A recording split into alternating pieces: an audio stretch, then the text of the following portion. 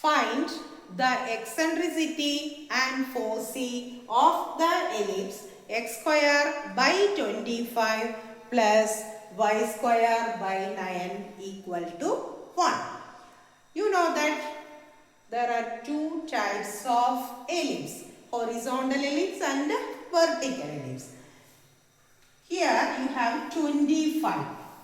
So 25 is greater than 9.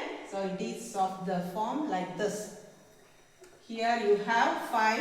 Here minus 5. Here 3. Here minus 3. That is a square is 25. B square is 9. The greater value is a square. A square 25. B square 9. We have to find foci. F1, F2, that is minus C0, C0.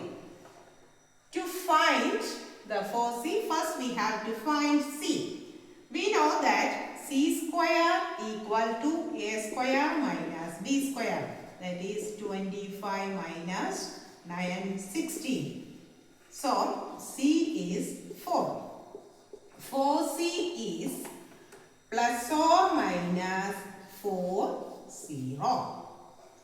Eccentricity E equal to C by A, 4 by A is 5. A square is 25, so A is 5. We know that eccentricity of the ellipse is less than 1. Okay, thank you.